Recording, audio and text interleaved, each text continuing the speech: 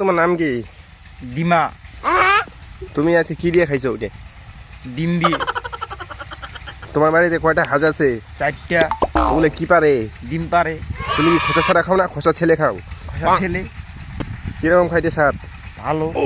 দেখতে কিরকম? নাল। কিভাবে লাল হয়? ও ভিতরটা লাল না? হ্যাঁ। খাইতে কিরকম? মজা। তুমি খাইলে কি পায়খানা করো নাকি? না, বমি করে দিই।